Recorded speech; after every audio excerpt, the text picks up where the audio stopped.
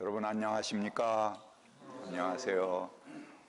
오늘도 지난주에 이어서 예수님 탄생의 이야기들을 살펴보도록 하겠습니다. 특히 오늘은 베들레헴 출생의 의미가 무엇인가 하는 것 살펴보겠습니다. 그리고 족보 이야기 이렇게 살펴볼 예정입니다.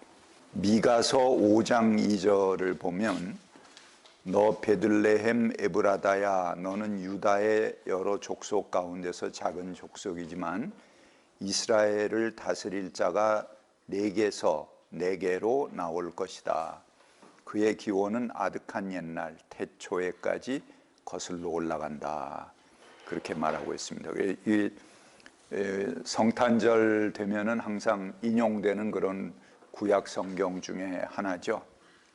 여기 베들레헴 에브라다라는 지명을 여러분들이 기억해 보시기 바랍니다. 대개 이제 우리 한국 사람들이 볼 때는 이런 지명은 아무 의미가 없게 그냥 지나치잖아요.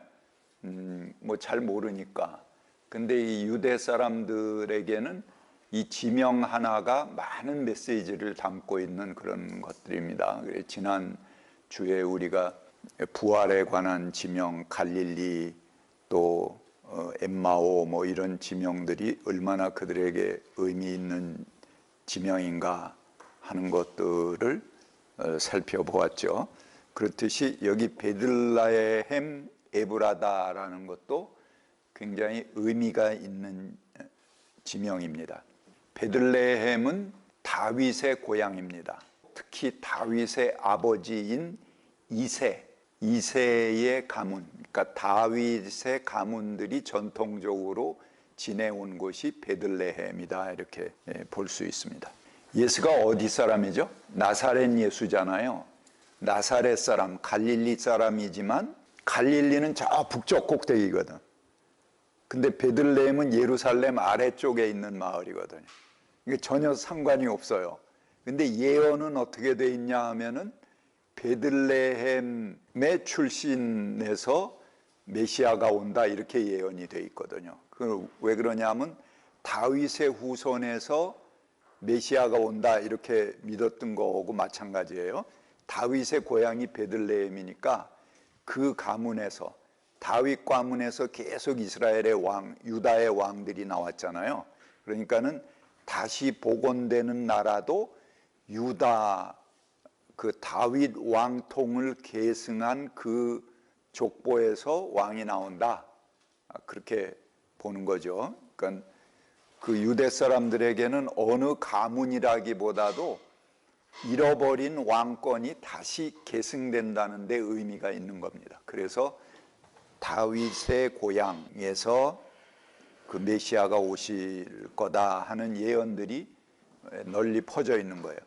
그 예언에 부응하기 위해서 예수는 갈릴리 사람, 저 북쪽 사람이지만 베들레헴에 어떻게 옵니까?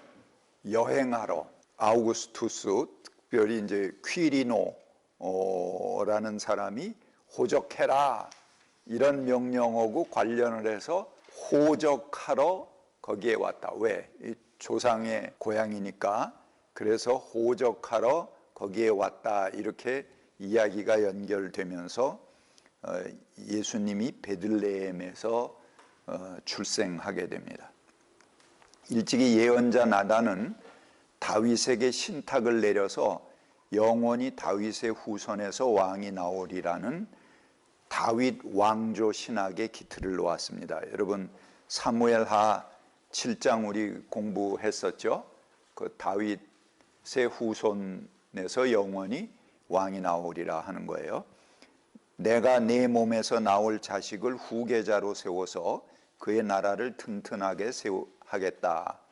내 집과 내 나라가 내 앞에서 영원히 이어갈 것이며 내 왕위가 영원히 튼튼하게 서 있을 것이다. 사무엘하 7장 11절부터 나오는 그런 이야기입니다. 우리 지난번에 다 살펴보았던 그런 본문이죠. 그래서 당시 민중들은 다윗의 후손에서 끊어진 왕위가 계승될 거다, 그렇게 믿었던 거죠.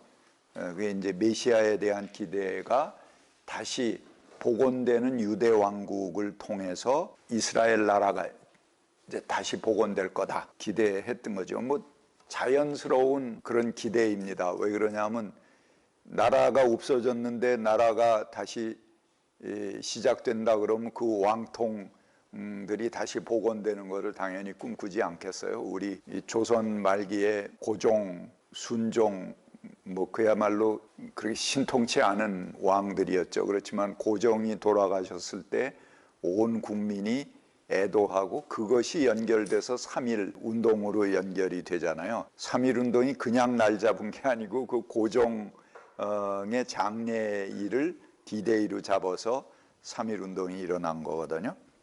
그러니까 그 끊어지는 왕통이 다시 복원된다 하는 거는 나라 잃은 백성들에게 굉장한 희망을 갖게 되는 거죠. 그래서 예수가 베들레헴에서 출생했다는 전승은 예수가 다윗의 계보를 잇는 유대인의 왕 메시아라는 메시지입니다. 다윗 왕가를 잇는다면 당연히 시온은 뭡니까? 예루살렘을 시온이라고 그러죠. 시온성.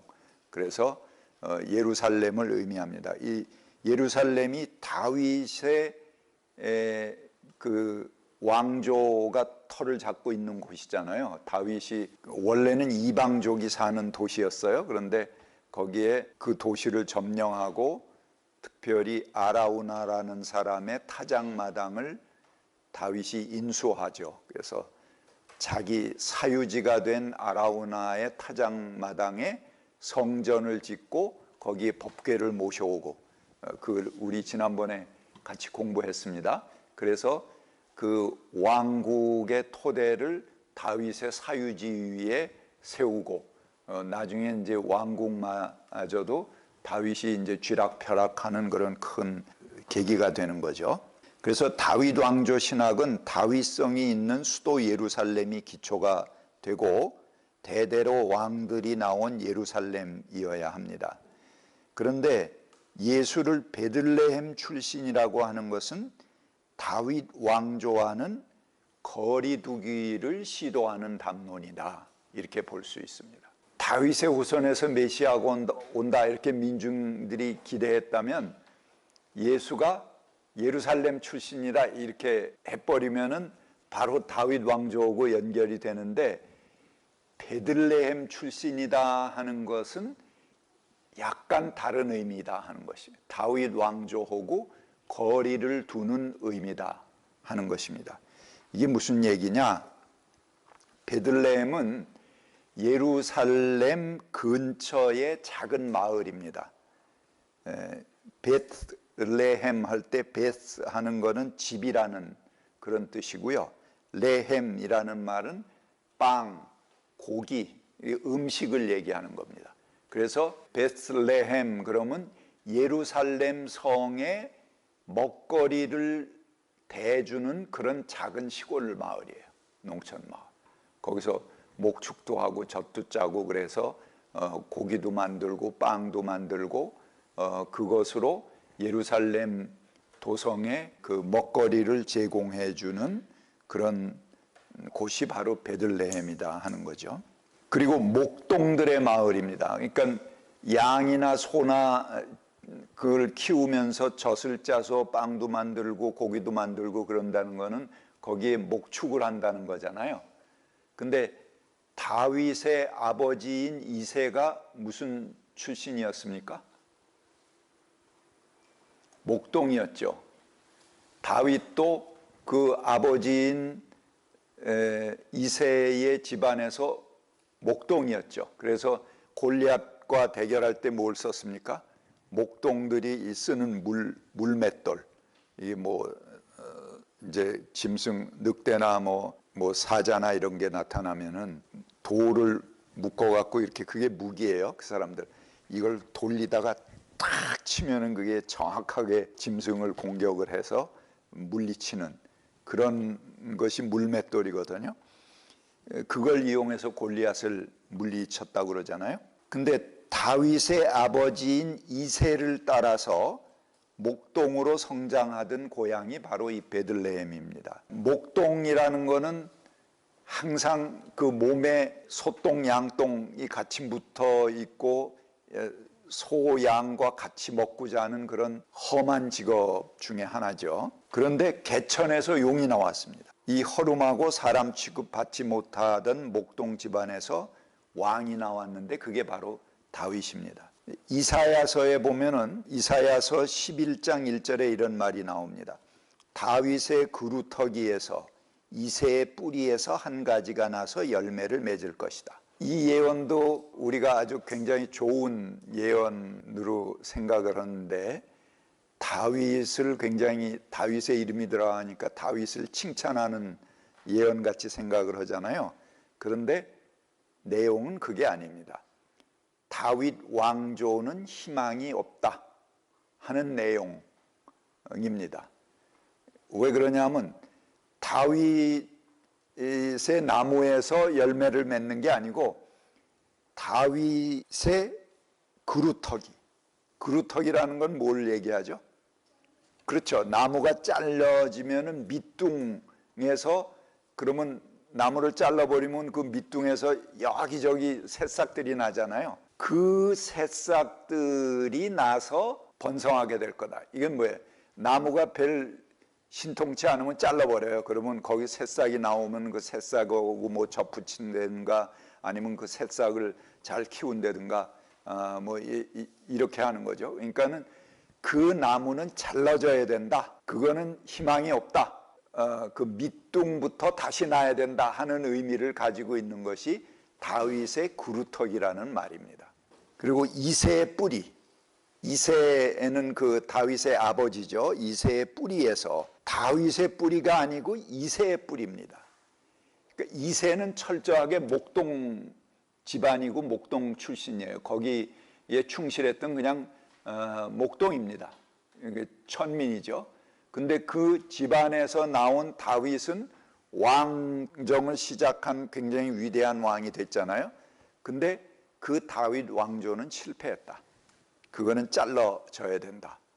그 구루터기에서 새싹이 나야 되고 다윗의 뿌리가 아닌 이새의 뿌리, 그 천한 목동 집안의 정신 속에서 다시 다윗 왕조는 시작되어야 되고 열매를 맺게 될 것이다 하는 다윗 왕조에 대한 비판 예언입니다. 저기 같은 의미로 베들레헴 에브라다, 에브라다라는 것은 에브랏 사람의 땅이다, 이제 그런 말이에요.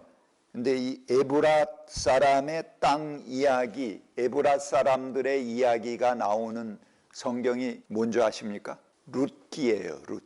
룻기에는 무슨 내용이 나오죠? 나오미가 과부로서 이방 땅에 갔다가 아들 다 잃고 그 며느리 둘 남았는데 너희들도 재가해서 돌아가라 그랬더니 첫째 며느리는 그냥 재가를 해서 자기 고향으로 돌아갔고 둘째 며느리인 룻은 어머니를 따라가겠습니다. 그래서 다시 그 어머니가 둘째 며느리 룻하고 돌아오죠. 그 고향이 바로 베들레헴 에브랏입니다. 거기서 이 룻이 남의 집에 가서 이삭을 주워 갖고 연명하잖아요. 그런데 그 집안에 보아스라고 하는 부자의 집안이에요. 그 보아스를 어떻게 보면 그 발치에 가서 뭐 자고 막 이렇게 하면서 좀 보아스를 유도한 셈이죠. 유혹을 해서 그 보아스를 통해서 그 가문의 핏줄을 잇게 됩니다. 이게 이제 시형제 결혼법이라고 그랬습니다. 오경에 보면은 시형제 결혼법이 굉장히 중요한 그런 법입니다. 그거는 성서학당 대면이 안 될 때 그냥 녹화로 해서 제가 계속 내보냈습니다. 그러니까는 그 녹화로 된 방송 중에 오경의 거를 참고하시면은 여러분들이 이스라엘의 아주 듣도 보도 못한 그런 그 풍속의 이야기들이 어떤 의미를 가지고 있는가 하는 거를 자세히 아실 수 있습니다. 거기에 이제 특별히 시형제 결혼에 대한 것을 여러분들이 보실 수 있는데요. 그 룻기가 이제 그런 가난한 여인들, 남의 집에서 이삭을 주어서 먹는 그런 거린의 처지가 됐지만 그래도 가문을 계속 이어온 그런 여인들의 의지, 그들의 삶, 그들의 소박한 그런 삶의 의지라고 그럴까요? 그런 것을 쓴 이야기가 룻기입니다. 그런데요, 아주 굉장히 특이해요. 이스라엘의 역사를 대작으로 이렇게 쭉 지은 것이 신명기 역사입니다. 그 신명기 역사는 뭐냐 하면 신명기, 여호수아서, 사사기, 룻기, 사무엘 상하, 열왕기 상하 이렇게 8가지 책이 신명기 역사라고 하는 것입니다. 이스라엘이 망한 다음에, 나라가 망한 다음에 초기 출애굽부터 시작을 해갖고 쫙 그 나라 망할 때까지의 역사를 통사로 쓴 게 신명기 역사예요. 그 8가지 책들이 전부 이렇게 엮어지는, 하나로 이어지는 그런 역사책입니다. 그거를 신명기 역사라고 하는데요. 그 신명기 역사에 다 역사죠. 신명기는 처음에 출애굽에 대한 이야기, 그 계명을 받은 이야기, 이제 그런 거죠. 그 다음에 신명기 여호수아가 이제 그 가나안에 들어가서 정복한 이야기죠. 그 다음에 사사기, 정복한 다음에 사사들을 통해서 어떻게 다스려졌는가. 특별히 제가 이제 그 사사 시대가 무슨 시대라고 그랬습니까? 이스라엘 초기 평등 사회라고 그랬죠. 그래서 왕도 없고 어떤 계급도 없는 그런 사회. 그냥 누가 불쑥 나와서 문제가 있으면 처리하고 그냥 평민으로 돌아가는 그런 겁니다. 그런 이야기가 이제 사사기의 이야기고, 사사기 다음에 룻기가 나오죠. 근데 다른 건 다 역사 이야기인데 룻기는 과부들의 어떤 해프닝과 같은 이야기예요. 하나의 역사가 드라마틱하게 막 전개되다가 갑자기 초라한 여인들의 어떤 가십 같은 이야기가 툭 거기 끼어 있어요. 그 다음엔 뭡니까? 사무엘 상하는 다윗 왕조가 어떻게 시작되었는가 하는 것을 전해주는 그런 역사예요. 그 다음에 열왕기 상하는 다윗 이후에 왕들의 열전을 지은 거예요. 그러니까 다윗 왕조부터 유다 왕조, 이스라엘 왕조가 계속 이어져 나가는 이 역사 대하 드라마에 시작하는 초두에 뭐가 있는 겁니까? 룻기가 있는 겁니다. 근데 대역사 드라마를 시작하는 초입에 하나의 서막과 같은 장의 성격이 문학적 장르가 굉장히 특이한 거예요. 이 역사 서술이 아니고 한 가난한 여인들의 해프닝, 그들이 아주 소박하게 연명하고 살아갈 수밖에 없는 고난의 이야기가 룻기에 있는 겁니다. 그건 뭘 얘기하겠습니까? 다윗 왕조 또 열왕기로 해서 이스라엘과 유다의 왕들의 화려한 역사가 펼쳐지기 전에 무릇 왕의 토대는 어때야 되느냐 하는 것을 보여주는 이야기가 룻기입니다. 너희들이 가난한 이 여인의 이야기를 잊어서는 왕조가 소용이 없다. 근데 그걸 잊어버렸죠. 이스라엘과 유다 왕조가. 그래서 왕들이 전부 이 만몬을 따라서 나가고 결국은 자기들의 그 정체성을 잊어버렸습니다. 그래서 다윗 왕조는 잘려야 된다. 그리고 그 뿌리가 어디입니까? 이새의 뿌리고 이새의 아버지, 여기 룻기 보시면 족보가 나와요. 근데 이새의 아버지의 그 거슬러 올라가는 몇 대 거슬러 올라가는 족보가 바로 뭐냐 하면은 나오미, 룻으로부터, 룻과 보아스에서부터 시작되는 베들레헴 에브랏 사람들의 이야기, 계보입니다. 그러니까 에브랏 사람의 계보를 이야기하면서 무릇 왕조는 어때야 된다. 이 가난한 여인들의 이야기를 잊어버린다면 너희 왕조는 필요 없다.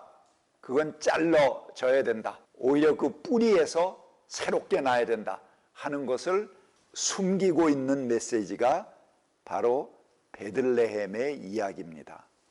그리고 그것이 룻기로 연결되고 왕조는 어때야 된다 하는 것을 우리에게 보여주는 이야기가 바로 베들레헴의 이야기다, 이렇게 볼 수 있습니다. 자, 그 다음에 이제 이쪽에 있는 것 빨리 읽어가겠습니다. 예수가 단지 다윗의 후손임을 입증하려고 한다면 굳이 베들레헴을 끌어들일 필요가 없습니다. 대대로 왕들이 태어난 예루살렘이면 충분합니다. 그러나 굳이 베들레헴을 언급하는 것은 다윗 왕조에 대한 비판을 담고 있는 것입니다. 다윗은 목동의 소박함을 잃어버렸다. 그에게 공도 있지만 다윗 왕이 범한 죄악들을 그 후손인 다윗 왕조가 계승했다. 초심을 잃었기 때문에 왕국은 멸망했고 새롭게 오시는 유대인의 왕은 다윗 왕가의 초심이 뭡니까? 그 아버지 이세, 목동의 뿌리입니다. 초심인 이세의 뿌리로 돌아가야 하며 농부의 땅, 목동의 마을로 돌아가야 한다. 새롭게 오시는 메시아는 여인들이 생존을 위해 처절하게 살아갔던 삶의 자리, 룻기의 이야기에서 오신다는 메시지입니다. 목동들에게 가장 소중했던 것은 짐승들을 먹이는 구유죠. 그 구유가 소와 말, 양을 먹이던 먹이통을 말하는 게 구유입니다. 거기서 구세주가 나셨다 하는 이야기도 바로 이런 전통과 관련이 되는 겁니다. 왜 느닷없이 말구유에서 오시는가? 베들레헴의 그 뿌리, 이세 다윗 왕조의 뿌리, 그 가난한 목동들의 마을, 그 정신을 잇는 사람만이 참다운 메시아가 되고 왕이 될 수 있다 하는 메시지가 그 구유에 있는 겁니다. 구유에 그렇게 심오한 뜻이 있는지 모르셨죠? 그냥 우연히 가다가 뭐 움푹하게 생긴 거니까 거기서 예수님을 받아낸 걸로 아셨죠? 그게 다 그런 심오한 전승의 이야기인 것입니다. 거대한 도시 예루살렘을 먹여 살리는 구유를 말하는 것입니다. 온 백성을 먹이고 품는 통입니다. 이 베들레헴이 그렇잖아요. 예루살렘을 먹여 살리는 통이잖아요. 먹이통이죠. 바로 그 천한 자리, 하지만 위대한 말먹이통에서 새 역사는 시작되는 것입니다. 가슴 벅찬 새 세상이 밝아오는 밤에 첫 번째 증인은 몸에 똥냄새가 가득 배어 있는 목자들입니다. 이것이 베들레헴 출생의 숨은 뜻입니다. 당시 소위 의롭다고 하는 사람들에게 목자는 불결한 자이고 정직하지 못한 자이고 이방인 노예보다 나을 것이 없는 천한 존재입니다. 목자는 재판에서도 증언할 수 없었습니다. 이거 하도 천민이기 때문에 증언의 대상에 들지 못해요. 또한 유대인들에게 복음을 전한 마태는 유대인들이 가장 터부시하는 이방인 동방박사를 예수 탄생의 증인으로 등장시킵니다. 예수 탄생의 증인들이나 부활의 증인, 여인들은 모두 당시 유대 종교에서 증인을 할 수 없는 소외된 사람들입니다. 그런 사람들을 탄생의 증인, 부활의 증인으로 내세우고 있는 것이죠.